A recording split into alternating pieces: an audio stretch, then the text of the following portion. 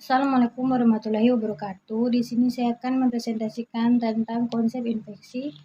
Nama Heni Sapuri, NIM 2018 011154. Konsep dasar infeksi.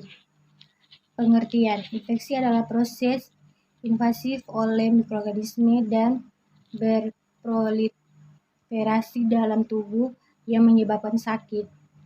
Infeksi adalah beberapa penyakit yang disebabkan oleh pertumbuhan organisme patogenik dalam tubuh.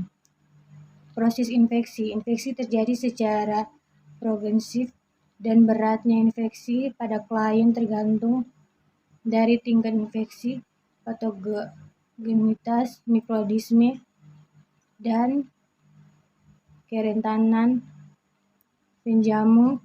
Dengan proses perawatan yang tepat, maka akan meminimalisir penyebaran dan minimalkan penyakit. Perkembangan infeksi mempengaruhi tingkat asuhan keperawatan yang diberikan. Secara umum, proses infeksi adalah sebagai berikut. Yang pertama, periode inkubasi, interval antaranya masuknya patogen ke dalam tubuh dan munculnya gejala pertama. Tahap prodromal, interval dari awitan tanda dan gejala non-spesifik, malaise, demam ringan, keletihan, sampai gejala yang spesifik. Selama masa ini, mikroorganisme tubuh dan perkembangan biak dan klien lebih mampu menyebabkan penyakit ke orang lain. Yang ketiga, tahap sakit. Klien memanifestasikan tanda dan gejala yang spesifik terhadap jenis infeksi. Yang keempat, pemulihan interval saat munculnya gejala akut infeksi.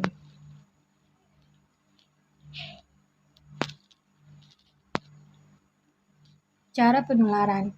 Kuman dapat berpindah atau menular ke orang lain dengan berbagai cara seperti kontak langsung dengan penderita melalui oral, fekal, kulit, atau darahnya, kontak tidak langsung melalui jarum atau balutan bekas luka, penderita peralatan yang terkontaminasi, makanan yang diolah tidak tepat melalui faktor nyamuk atau lalat. Perawatan dalam pengendalian infeksi. Kebersihan tangan. Kebersihan tangan dilakukan dengan mencuci tangan menggunakan sabun dan air mengalir bila tangan jelas kotor atau terkena cairan tubuh, atau menggunakan alkohol basah bila tangan tidak tampak kotor. Kuku petugas harus selalu bersih dan terpotong pendek, tanpa kuku palsu, tanpa memakai perhiasan, cincin. Cuci tangan dengan sabun biasa dan bila terkena air mengalir dilakukan pada saat bila tangan tampak kotor terkena kontak cairan tubuh pasiennya itu darah, cairan tubuh, sekresi kulit yang tidak utuh, ganti perban walaupun telah memakai sarung tangan. Bila tangan berada di daerah tubuh yang terkontaminasi, ke daerah lainnya yang bersih walaupun pada pasien yang sama. Indikasi kebersihan tangan sebelum kontak pasien, sebelum tindakan aseptik, setelah kontak darah dan cairan tubuh, setelah kontak pasien, setelah kontak dengan lingkungan sekitar pasien. Kriteria memilih antiseptik. Memiliki efek yang luas, menghambat atau merusak mikroorganisme secara luas, gram positif dan gram negatif. Virus lipophilic. Efektivitas. Kecepatan efektivitas awal. Efek residu aksi yang lama setelah pemakaian untuk meredam pertumbuhan. Tidak menyebabkan iritasi kulit, tidak menyebabkan alergi. Hasil yang ingin dicapai dalam kebersihan tangan adalah mencegah agar tidak terjadi infeksi, kolonisasi pada pasien, dan mencegah kontaminasi dari pasien ke lingkungan, termasuk lingkungan kerja petugas. Pengendalian infeksi. Pengertian pengendalian infeksi. Pengendalian infeksi adalah pengendalian penyebaran agen penyebab penyakit dengan melakukan prosedur tertentu. Pengendalian infeksi adalah seperangkat kebijakan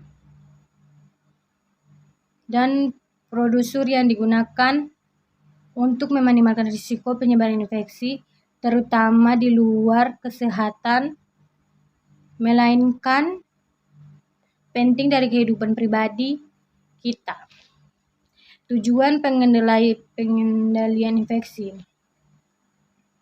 Program pengendalian infeksi bertujuan untuk melindungi pasien, petugas kesehatan, pengunjung, dan lain-lain di dalam lingkungan rumah sakit, serta penghematan biaya dan peningkatan kualitas pelayanan rumah sakit, fasilitas kesehatan lainnya. Yang paling penting adalah menurunkan angka kejadian infeksi. Yang pertama, peningkatan daya tahan tubuh penjamu. Daya tahan penjamu dapat meningkat dengan pemberian imunisasi aktif, contoh vaksinasi hepatitis B, pemberian imunisasi pasif, promosi kesehatan secara umum termasuk nutrisi yang hidup kuat akan meningkatkan daya tahan tubuh. Inaktivasi agen penyebab infeksi. Inaktivasi agen infeksi dapat dilakukan dengan metode fisik maupun kimiawi. Contoh metode fisik adalah pemanasan, pasteurisasi atau sterilisasi, dan memasak makanan seperlunya. Metode kimiawi termasuk klorinasi air infeksi. Memutus rantai penularan.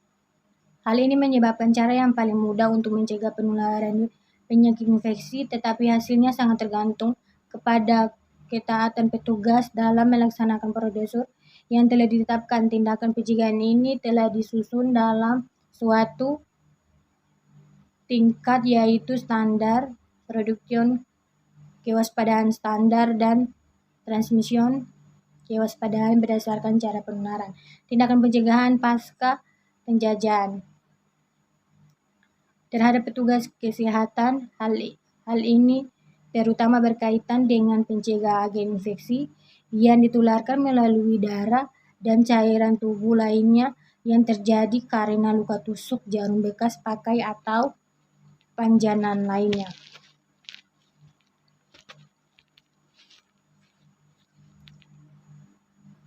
Konsep APD.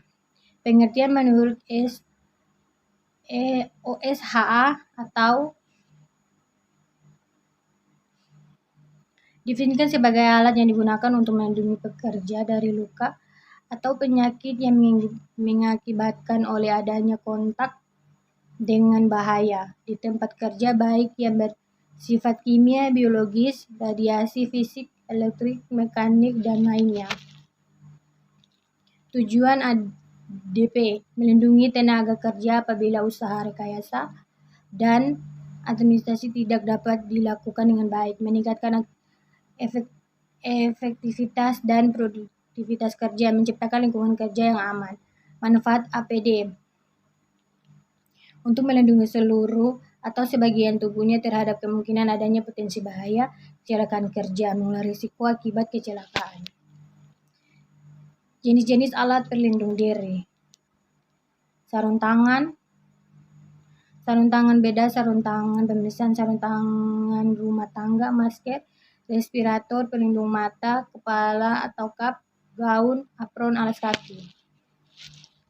Sekian dan terima kasih.